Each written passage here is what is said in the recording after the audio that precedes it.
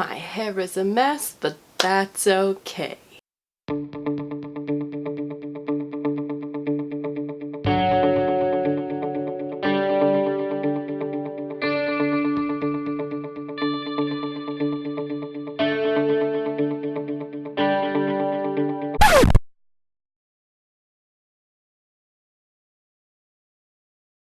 Hey guys, it's Grace, and today I'm going to talk about this book that I have right here in my hand. It's called The Actor and the Target by Declan Donnellan. Don't really know how to say his name. If you are an actor looking for a book to read that is about acting and takes a different perspective than what I've kind of been talking about with Stanislavski and method acting, or the method and all that kind of stuff. This comes at acting from a different perspective. I would definitely say that if you don't have a lot of acting experience already, or haven't taken at least 1 or 2 classes in acting and understand the basics of acting, that you should definitely check out my acting basics video before you read this book. I will link it up somewhere in the cards for you.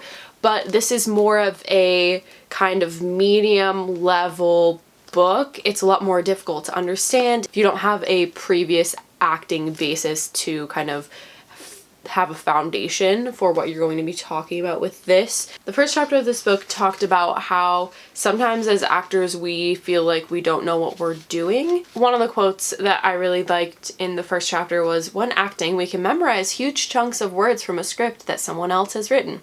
But that does not let us off the hook of having to attach these words to the outside world."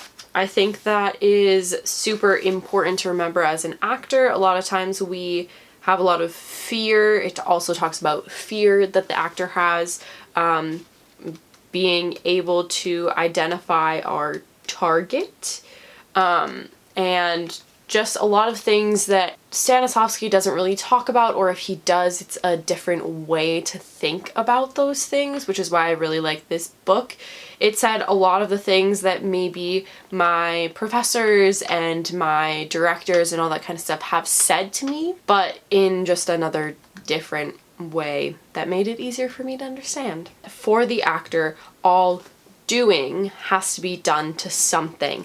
So this book focuses a lot on the actor and the actor's target, which can be your scene partner. A lot of the times it is your scene partner, what you want to do to someone else, which is the basis of Stanislavski and everything that he is saying. But I think that the way that Stanislavski is presented, it can seem like you should be focusing more on yourself and your own objectives.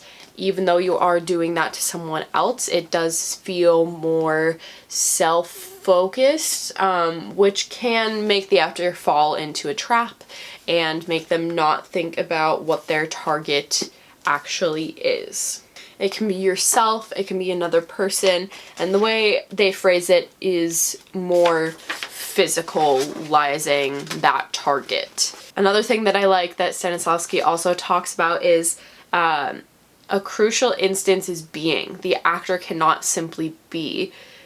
Irina, who they use as an example throughout this book, cannot play being happy, being sad, or being angry. It talks a lot about the states of being and how actors can't just be. You have to be doing as humans were always doing, and that's what I really like about this book.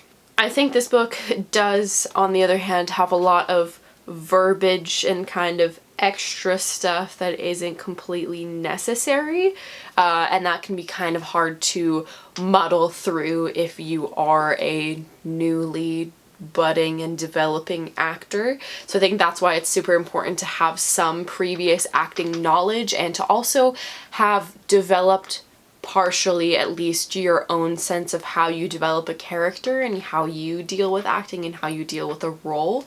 I think that's very important to be able to come to this book from that kind of a perspective is really important. Oh, another aspect of this is kind of the stakes of the situation that I really liked. They say that every living creature at every moment of its life has to deal with a situation which will either get better or worse. Even though the character might not realize it at the moment, the actor understands that these decisions that you are making will either equal a win or a loss. You're either going to get what you want or you're not going to get what you want.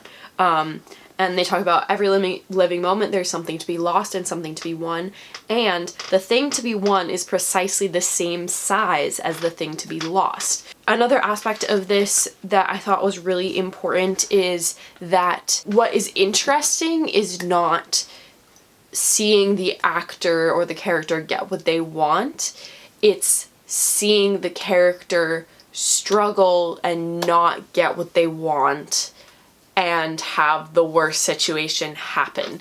If you are in a situation where you start a scene and halfway through your character gets what they want, or what you view as what they want, you've lost all motivation to continue the rest of the scene. You've lost all motivation to continue doing what you're doing. So if that is the case, you obviously have to pick something else that is just as equal of a want to complete out the scene. And I think that's something that isn't really talked about a lot in Stanislavski either, or just the way they phrased it in this book was really great. This man was also a director, so he understands how to talk to actors and also how to get the result that he would have wanted for his plays from his actors. I think this is just a really great look at acting as a whole and just a great step forward for an actor in their development of their journey and how they develop their character. On the inside cover it says, "Actors often use precisely the same words when they feel blocked. I don't know what I'm doing. I don't know what I want. I don't know who I am. I don't know where I am. I don't know how I should move. I don't know what I should feel. I don't know what I'm saying. I don't know what I'm playing." So these are kind of the chapter heads and the things that he talks about in this book.